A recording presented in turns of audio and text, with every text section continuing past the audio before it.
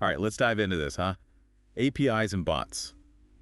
Sounds exciting, right? Oh, it is. It really is like stepping into the digital Wild West sometimes. Seriously. And we've got the report to prove it.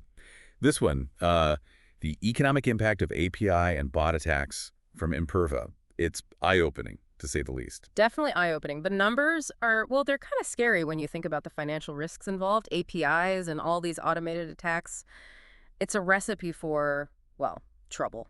Okay, so for anyone who's not a tech wizard, let's break this down a bit. What exactly is an API?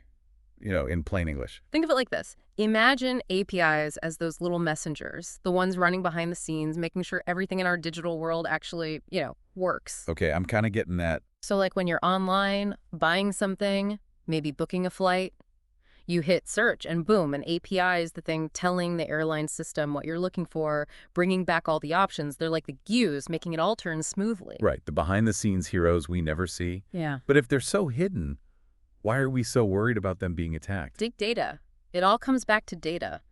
APIs are often connected directly to the good stuff, customer info, financial records, all of it. So for those with bad intentions, getting into an API, it's like hitting the jackpot. And, well, not all businesses are as careful as they should be.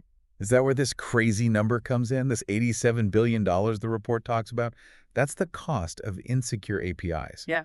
Every year. Yeah, every year. And it's not just some, abstract number. This is real money lost, think stolen data, services getting disrupted, even those big regulatory fines. It adds up. Wow. So why so many losses? Are businesses just not taking this seriously enough? It's complicated. Technology changes so fast these days, and developers are always under pressure to push out the next new feature. Sometimes security takes a back seat. I bet that pressure is even worse for the big companies, right? The ones with a million things going on. Oh, absolutely. We can circle back to that. For sure, for sure. But for now, let's talk about the other side of this. The bots. We hear that word everywhere. But what actually are they, and how do they play into these API attacks? Well, bots are basically these tools, these automated things that can, interact with computer systems like a person would, but way faster and on a much larger scale by themselves. They're not good or bad, really. So like those chatbots on websites? Those are bots, Right? helping me find the right size shoe. Yeah, exactly. But imagine those same skills being used for, well, not so good things. Instead of finding shoes, they're programmed to attack. So we've got these bots, right? And they're like Swiss Army knives for cybercrime, you said. But what are they actually doing to target these APIs and cause all this financial chaos? Oh, they're tricky little things. One of their favorite tactics is something called credential stuffing. Basically, imagine a bot with a giant keychain, thousands of keys, each one a stolen username and password. And it's just trying them all, rapid fire, against different websites and apps. Yikes. So it's like trying every door in the neighborhood until one unlocks. Not exactly subtle, but I guess if it works. Sadly, it does. You'd be surprised how many people use the same password for everything. So if a bot gets lucky once, it can often get into a bunch of other accounts too. Then there's data scraping, which is another big one. These bots, they just crawl all over websites and APIs, sucking up valuable information, anything they can get their hands on. Pricing data, product listings, even personal information. And there's little robot vacuums, the Roombas. Except instead of dirt, they're after our data. Exactly. And then there are the good old-fashioned denial of service attacks, where the bots just flood a server with so much traffic that it crashes and no one else can get through. Right, the digital equivalent of a flash mob blocking the entrance to a store. Effective, I guess, but not exactly subtle. Nope, not at all. So we've got these bots causing all sorts of mayhem. And the report mentioned a pretty scary stat, something like an 88% surge in bot-related security incidents back in 2022. Is that still the case, or have things calmed down since then? I wish. Unfortunately, it's actually gotten worse. We've seen another big jump since then, something like 28%. And it's not just the number of attacks, it's how they're, evolving. And this is where things get really interesting. And by interesting, I mean scary.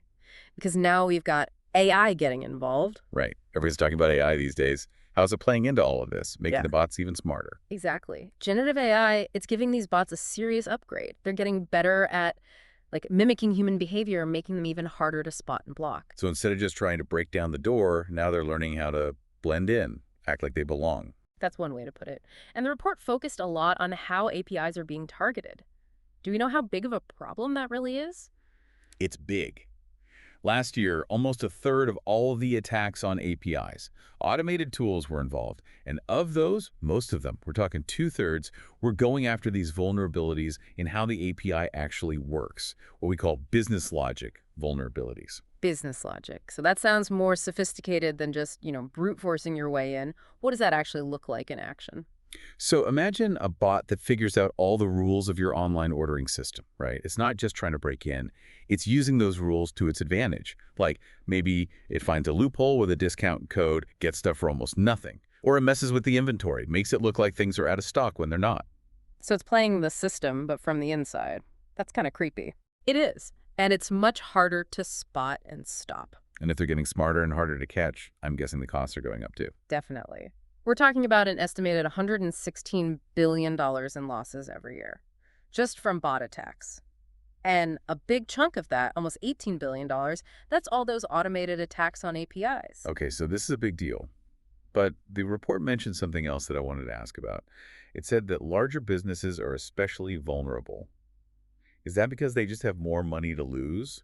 So it's not just about having deeper pockets that makes those bigger companies such appealing targets for these attacks. Right. It's not just about the money, though that's definitely a factor. It's more about the sheer scale of their operations. Remember how we talked about those 613 API endpoints, the average? Well, for these huge companies, multiply that, probably by a lot. So it's less like one restaurant, but more like a global chain, you're saying, with thousands of those API waiters running around. Exactly. Now try to imagine keeping track of all those waiters, making sure they're trained on all the security stuff, that no one leaves a back door open. Yeah. It's a lot, even for the most diligent companies. And I'm guessing those little cracks are exactly what the bugs are looking for, right? Does the report say how much more vulnerable these big companies are compared to a small business, say? It does. Those companies, the ones making over $1 billion, they're, get this, 2 to 3 times more likely to be hit by those sophisticated bot attacks on their APIs. Wow, so it's not even proportional. It's like way worse. Way worse. And it just keeps going up. The more money a company makes, the bigger the target on their back. Those at the very top, 100 billion plus. They need a whole army to keep up. Seriously, what are they even up against at that point? Well, the report found that a full 25%, that's 1 in 4, of all the security incidents they face, it all comes from insecure APIs and bot attacks. That's a lot. It's kind of overwhelming, honestly. So what can companies even do to protect themselves? Is there any hope? Oh, absolutely. The report had some really good advice. One of the big things is breaking down those silos.